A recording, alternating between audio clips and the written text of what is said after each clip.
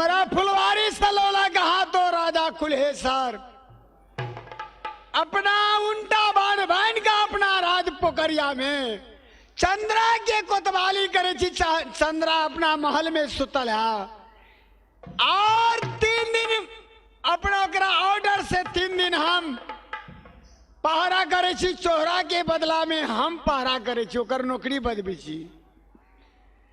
या बखारे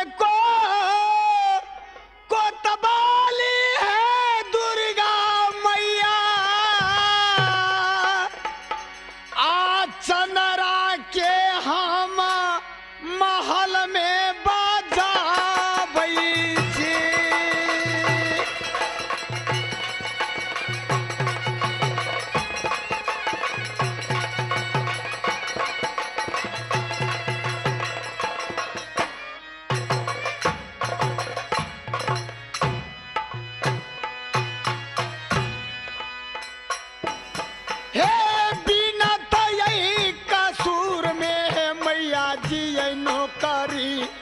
हमरा बजाबैया बिना तयाई कसूरा में है दुर्गा मैया हन करिए बजाबैया है।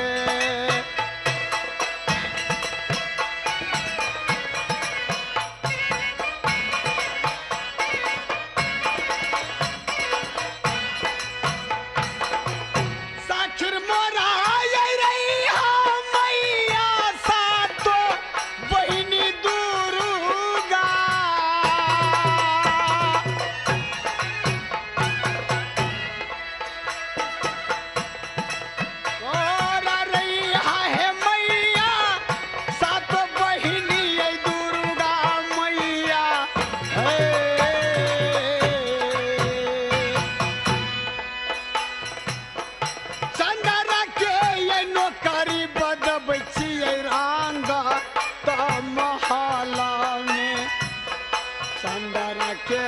नौकरी बदबै छी।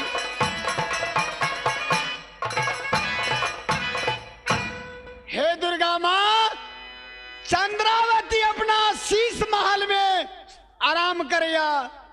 हम 3 दिन से चंद्रावती के महल में नौकरी बदबै छी। चोर चोर कह के पकड़ के फुलवारी में हमरा लोला हम चोर नहीं छली। हम 3 दिन से हम नौकरी बदबै छी। आप बिहान भेल जाए जाके हम सुत रह जाए छी। बहुत अंगिला अब करे छी ये रमुआ ये मैया जी आ चंद्रा के हम ढोका पा।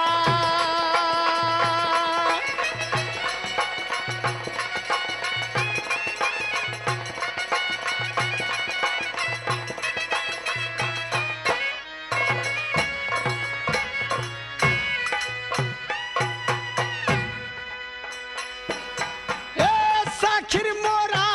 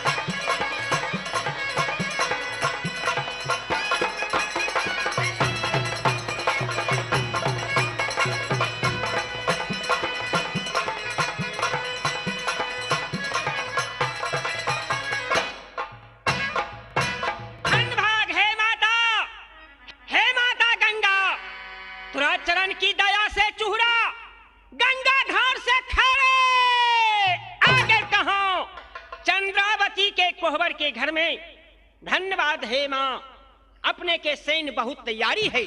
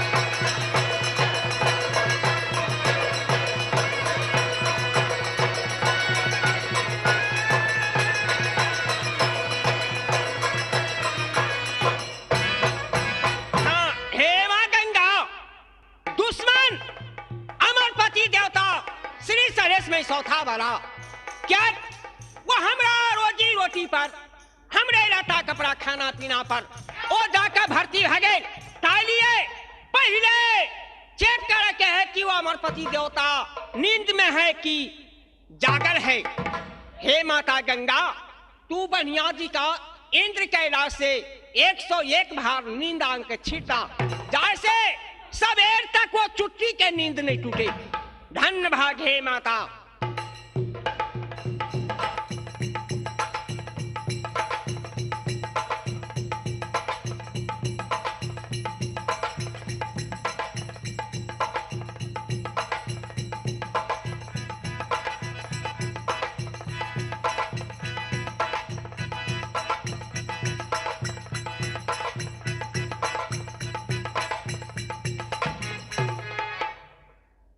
माँ गंगा, यह शायद मालूम है कि सलहेश कुछ नींद में ना है। हे माता, यह नींद दादा कि वो कुछ न जाने, सारा सामान चंद्रावती के चोरा का हम पकड़िया न जाए।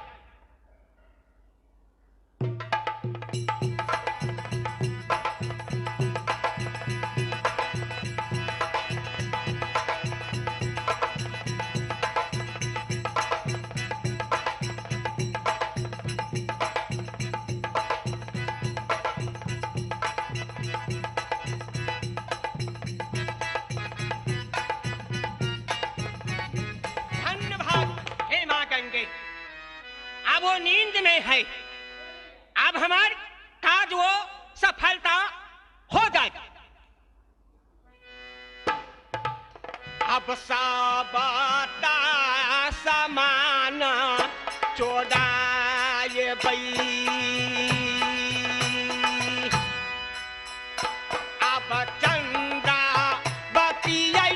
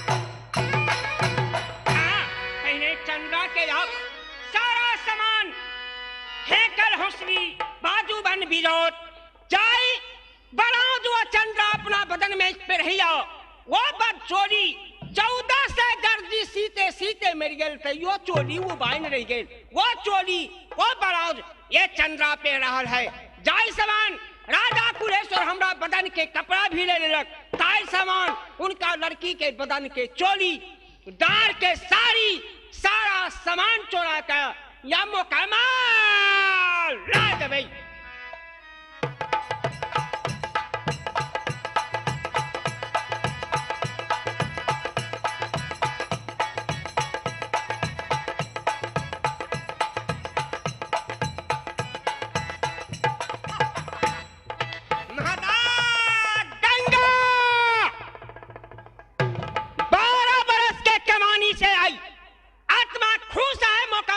चूड़ा के जाई चंद्रा के देखा के ले चेहरा मुकामा वाला 7 रानी के 101 हर के माता पिता के किया का वो आगे पकड़िया में आई वो चेहरा के सूरत देखे छी त ये कमान होई छै हमरा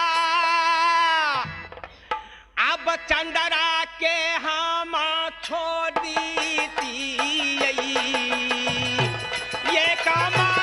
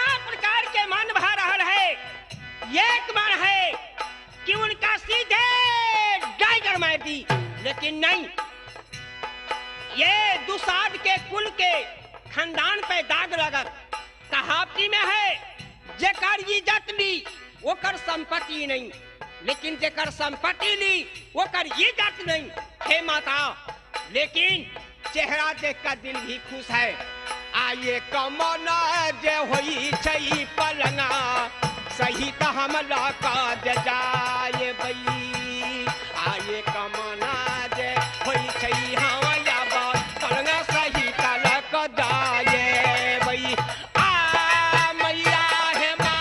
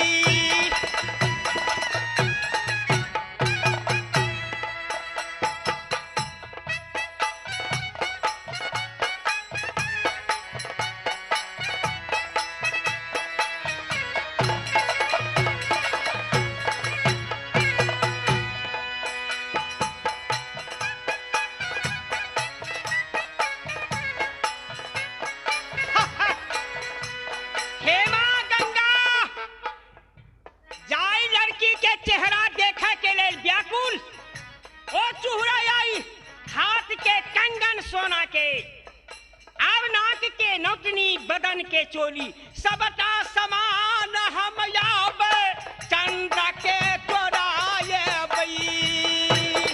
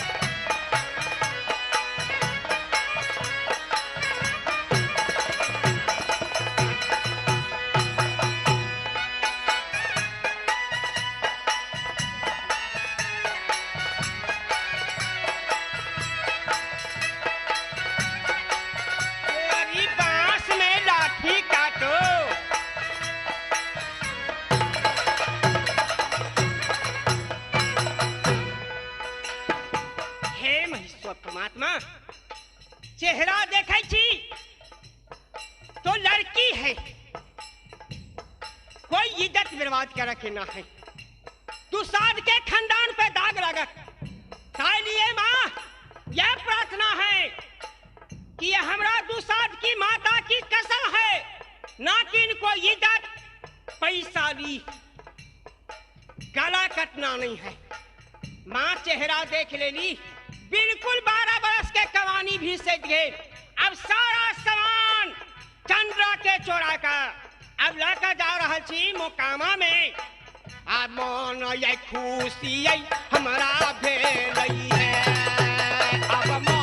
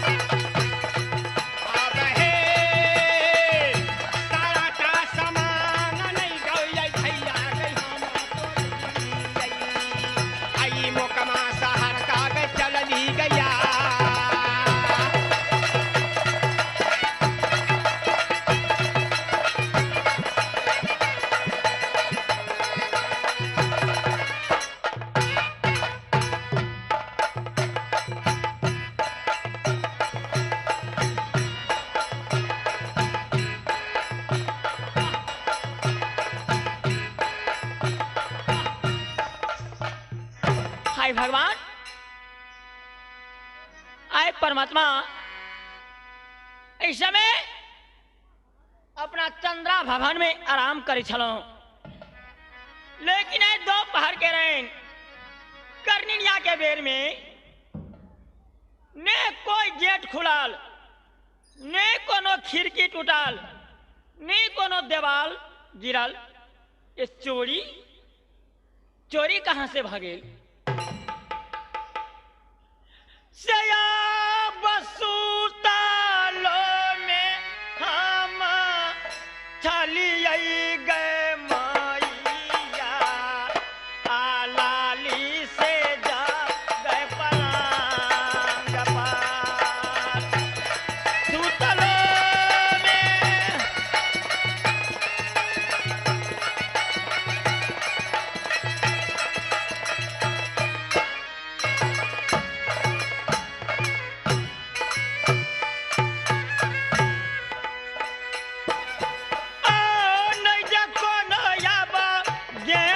खुला लई आने खिड़की छाई टूटाल, कौन वर्षा याब चोरबा पैसा लई आ चोरी जखनी याब लगई आकी ये भाग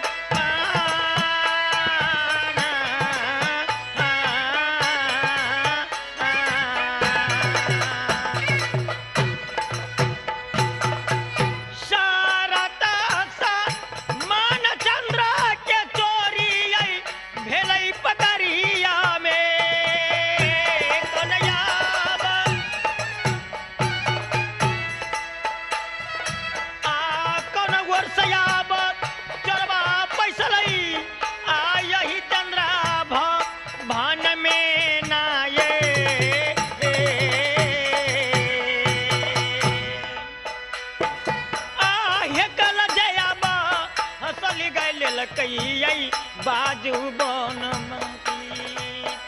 अब सारा संपत्ति चोरी भेल हो।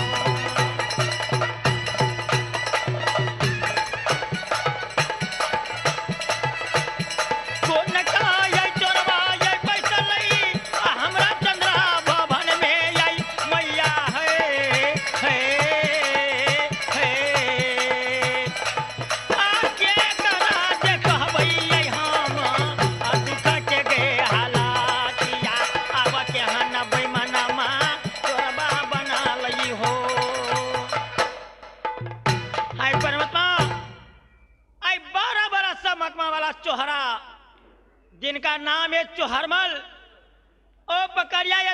ड्यूटी बजबै छला ओकरा ड्यूटी में एक रुइया भांगन तक नहीं होइ छला। लेकिन ये कहाँ के ने कहाँ के चोर बदमाश डाकू लुटेरा ओ चंद्रा भवन में ड्यूटी बजबै छथिन। लेकिन सब किरदानी है यही बेईमान के। ए बेईमान के चंद्रा संपत्ति पर लोग तोरा लाई गेलो तो हमरा मुख से मांग लीता, सब सामान हम दितियो से नहीं। ऐसे में आप हम अपना बाबूजी के मंगा का और इनका उल्टा बान बन्हा का नाक कान में शीशा पिया का और सीमान के चक्र छाती पर लाद का और कारागार जेल में इनका रखा दी छी। अब दौड़ियाऊ ने दौड़ियाऊ पिताजी आया ही चंद्रा आई भवन में दौड़ियाऊ।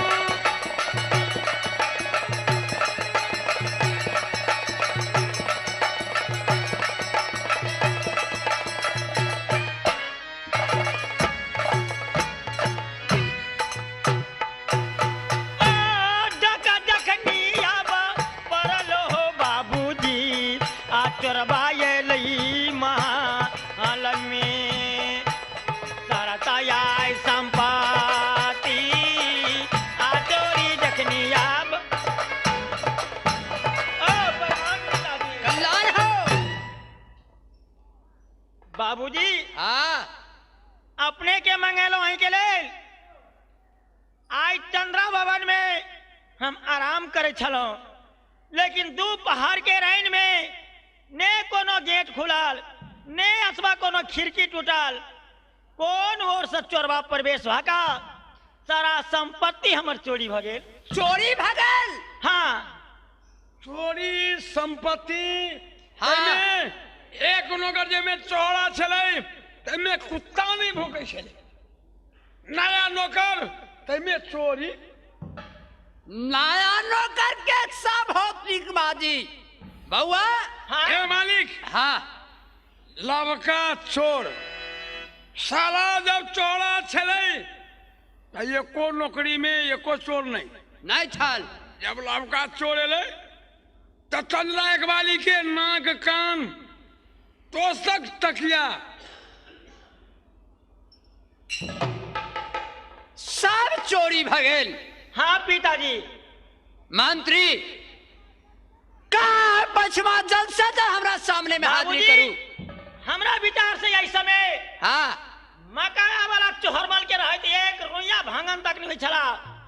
लेकिन अपने ये देवता के नाम पर कलंक लगा रहे। ये देवता के नाम धका कि हम अमरपति देवता राज में सौता के छी नहीं। ये चोर बदमाश डाकू लुटेरा ये चंद्रा भवन में चोरी यही पापी के सब काम है। इनका अच्छा, जल्दी से सुन उल्टा ला। बान एक बांध मिनट, का एक मिनट, सुन। नाक कान में शीशा पिया का और सीमान के चक्र छाती पर रख का और कारागार जेल में रख दिया।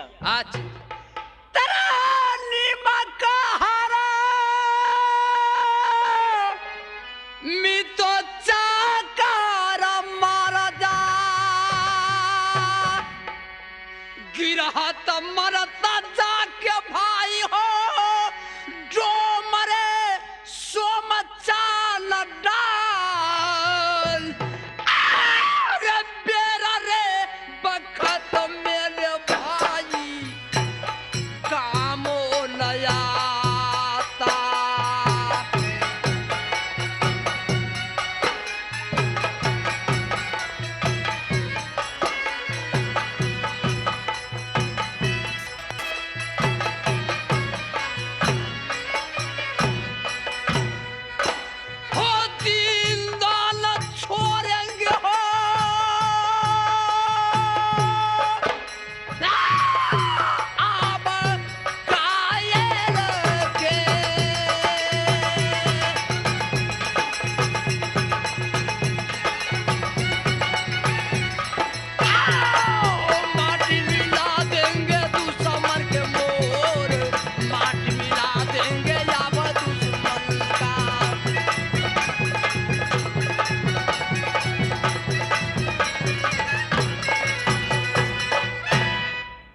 लीजिए पिताजी। हाँ। आईने अपने आप लेट नहीं करू, जल्दी जल्द इनका से जल जल्द के घर में। मंत्री, हम जा रहे थे अपना भवन में। मंत्री बांध करके हाजत घर में राखू।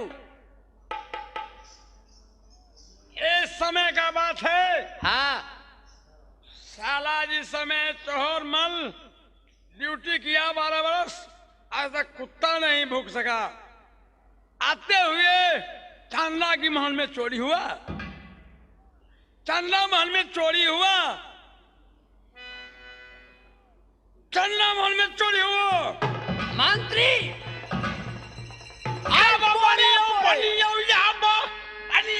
मालिक सारा बात तो तखनी चोरा बा।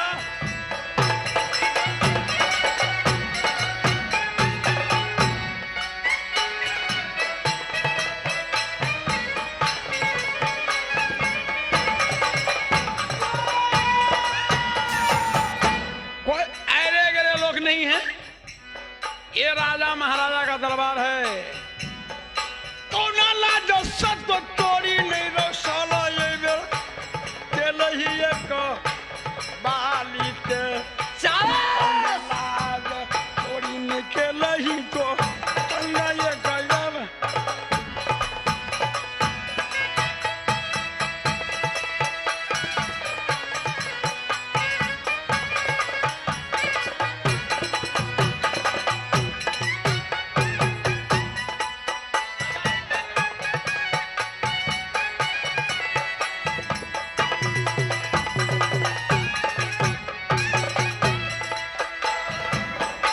उस समय की बात है जिस समय अकेले चौड़ा पहरा करता था राज पकड़िया 14 कोस में। इधर आओ तुम, या तुम गांजा उजा पीते हो, या कोई शराब खाते हो? नहीं। अरे साला पीले गांजा, पीले शराब गांजा तारी बलम हमरा मिल लई अनारी ये गदाब चला। तेरे जान आज का कोई दुनिया में नहीं रो सका। साला जो हाथ से तुम चोरी किया वो हाथ मुझे दे दो। आज वो दिन याद करो जो दिन में तुम आया वहां से, याद ही रहेगा प्यार का वो दिन, रंगीन जमाना याद ही रहे, याद ही रहे।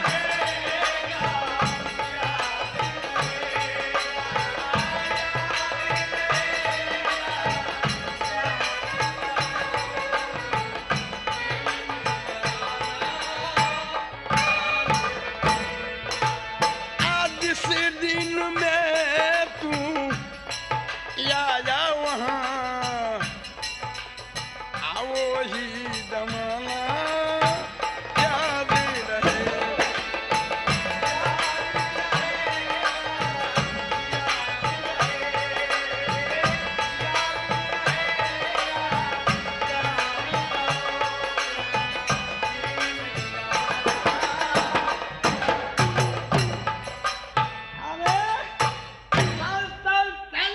साले हरामजादा, तुम्हें आज कुछ नहीं करना है, तुम तो मेरे ड्यूटी पर थे।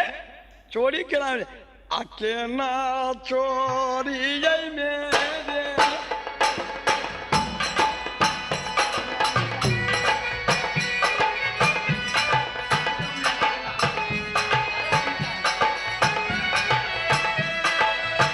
आके ना जाब चोरी रो साला, घर में तो करो लही यही।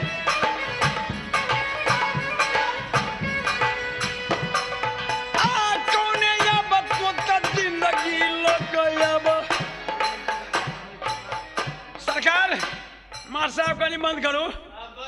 हाँ जी, क्योंकि अब समय इतना ही हो सका है, अब इससे आगे पर्दे पर देखिएगा। चलो यार, यार हमारी बात सुनो, ऐसा एक इंसान सुनो जिसने पाप ना किया है वो पापी न है, जिसने पाप ना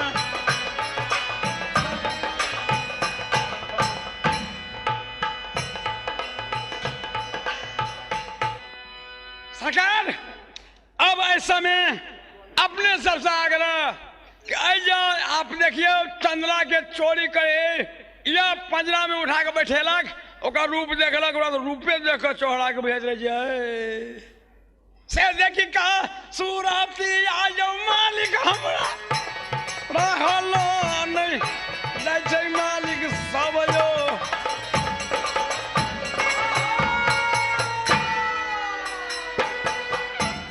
टिकली जे सटने छै छौरी जेना चमकई चंद्रमा काजरा जे मारै छै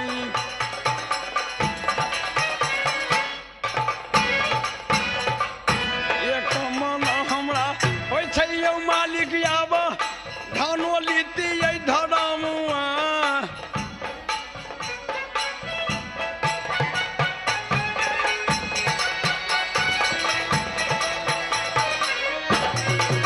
सरकार वो कहानी हमार नहीं हम चोर पकड़ के जेल में लाए छी आब एक आगा पढ़े पड़े आइए तो बेजीनाती जाते हमारो मीनाती